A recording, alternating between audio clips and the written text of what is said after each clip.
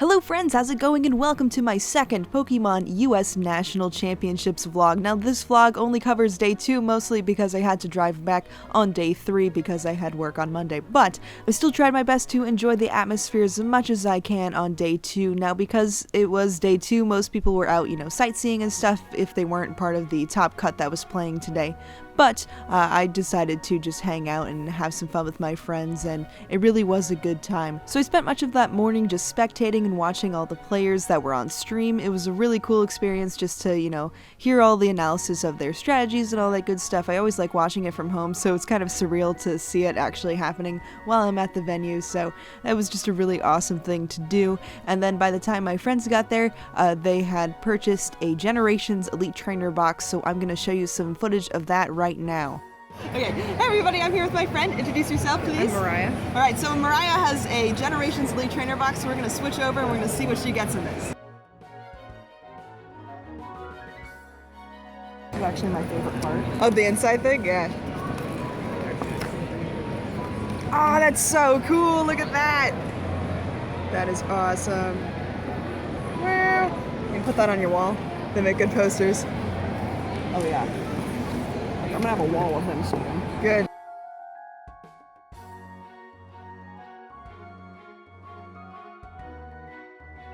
Shebe. Shebe! Look at that! Ah, so cute! So cute. So cute!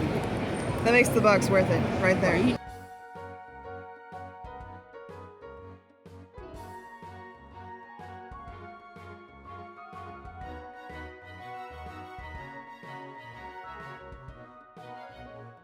Pokemon Trading Card Game Players, that is time. Trading Card Game Players, that is time. That is time. We can't open things anymore. We're done. We gotta leave. Bye. It's good seeing you. That just means that they can't play the card game anymore right now because they're in the tournament. Yeah. The tournament part's over. So, yeah. Woo! I heard he was good, but he hasn't been. No yet. Darn. Looking for Jolties? Jolties, yes. I would like a Joltie. Ooh, teeth. Teeth opening method. Sometimes have. There's an EX in there, I'm pretty sure. Wait. Oh. Oh, that's nice. That's cute. It's a trade bait. We like that. How many packs is this? 10? 10 packs. Yeah, that's nice. Which is pretty much the price already. Yeah. I think there's another EX in there. Yeah. Emo soda. There's another EX. Ooh. Raytheon. Oh. Oh, nice. That's cool. And it's shiny. And that's shiny That's electric. going in the deck. Yeah.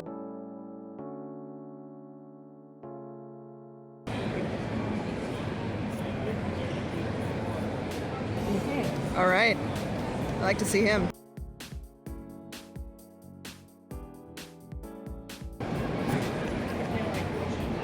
There's Shanna. Ooh, Charizard. Victory kiss. Yeah.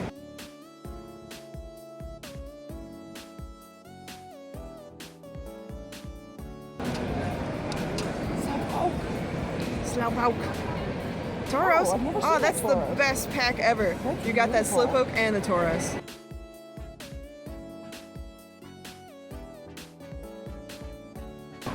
Oh, hey, someone's in here. Boop, boop, boop. Okay, Ooh, that's got it. nice. Last pack?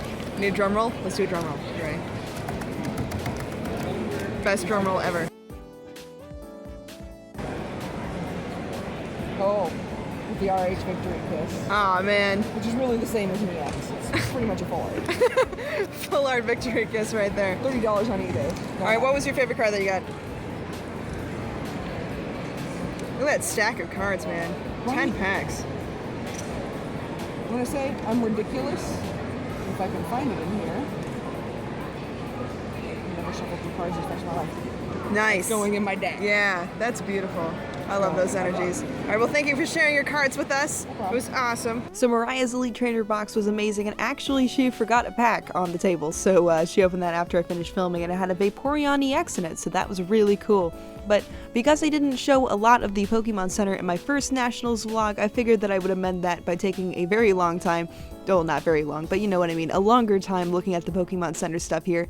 I also spent a long time myself in there because this was going to be the last time I could visit the Pokemon Center while I was there in Columbus, so I wanted to just take it all in, and maybe you guys would enjoy taking it all in too. So this is all the same stuff that you saw on the last vlog, but it's in more depth, more detail. You can actually, you know, pause and see things instead of a blur. So we're here in the 20th anniversary section right now. We've got all the cool shirts that they have on PokemonCenter.com. It was different to actually see them in person. I also spent a long time looking at these silhouettes. I've always loved this style of silhouette for the Pokemon Center stuff. It just, I don't know what it is about them. They're just really cool and stylish to me. And it's really neat to see all the different starters and stuff in that sort of style. Then we've got some more 20th anniversary stuff. I believe that this is just youth tees, and then also some binders and whatever. And I also walk around with the camera pointing at the ground a little bit just so that I can avoid people's faces in case they don't want to be online. Then I loved this National Championships poster thing that they had because it had all the mythical Pokemon that you saw on the mats, and you could just look at them in full glory. And then they had those sleeping Pikachus on top of most of the little podium things with those posters. They were really trying to sell those. I saw a couple of people walking around with them, but I believe that they were $200 something, so pretty expensive for a Pikachu plushie, but they are pretty big. And then we spent a good time looking at the Nationals merch here as well. Then we're on to the cool plushie hats. I think that they had these there just because they don't really sell well on PokemonCenter.com. I don't know a lot of people who bought them at the venue either, but here's the awesome socks that I freaked out about before, and then of course mugs and stuff to the left there. Then going over a little bit to the left, we have Arceus, and then we have Mega Absol and Mega Garchomp, and Mega Lucario Pokemon Center plushies, and then we have my favorite silhouettes, Bulbasaur, Charmander, and Squirtle. I love the Charmander one so much, especially because, you know, I love Charmander, that's just my thing. And then we have Turtwig, Chimchar, and Piplup as well at the bottom, so it's cool to see 4th generation starters. I haven't seen them in quite some time. Then we get a closer look at the duck boxes here. There are a lot of empty pegs now because this is day 2, so they sold out of some of the stuff that they had previously, but it's still some pretty cool stuff to look at. All the sleeves are still in stock for the most part. They had a very large supply of those. I guess they were expecting people to break them as they were playing. And then we have some Nendoroids. Then we have Kyogre, Groudon, Reshiram, oh, and also Rayquaza, and then Zekrom Pokemon Center plushies. These are all great quality plushies, so I'm happy for anybody who bought those. And then there's this little island of cool things with Pokemon Petite, little keychains, and then spinner keychains, and then cute Kutari plushies. They just had lots of stuff, especially for mythical Pokemon. I know I touched on that in the first vlog, but it's just cool to see, you know, every day. It's kind of like some sort of magical experience just to see all these interesting things. Then they had Pikachu, you know, post-it note things and journals and all sorts of stuff. This was actually in the line, so I didn't get a lot of footage of that. Now we have another pack opening from Forrest, who we saw in the first vlog. Forrest is back here. He bought a Diamond and Pearl Secret Wonders pack, and he got Jay White's signature, so that's exciting. Alright, so let's see what we get in this one. He's having more problems. Alright. No card trick. Just gonna... Yeah, just gonna go? Okay. Got Ralts, Stantler, Bananat, Shellos, right? Reverse Ludicolo. That's a rare. Yeah, reverse rare. A Dugtrio. Aw, I have so many of those. Breloom. Breloom. Lombre, and Nidorino. Nice. Well, it's Secret Wonders, so it's exciting even though you didn't get anything. And we got this nice Reshiram here too. Look at him. So pretty. Yeah. Yay. So soft. So soft. Okay, well, thank you, Forrest. You're amazing. Then on day 2, I spent a lot of time in the Pokken tournament room because they had the finals of that tournament actually happening, so I enjoyed the view and all the cool environment in there too. It feels a little different. It was more fighting game fans and stuff, but it was still just an excellent time, and they had this really cool lighting at the top, so it made the room feel even more special. But there were so many people spectating today that I just couldn't find a seat for the first while, so I'll be standing behind everything and filming a little bit. but it was so intense. They had so many different brackets going on. They had the winner's bracket and the loser's bracket, which I think is standard for fighting games. I've seen that in Smash competitions too, but I am such a noob to all of that stuff, so don't get too mad at me in the comments if I say something wrong about that.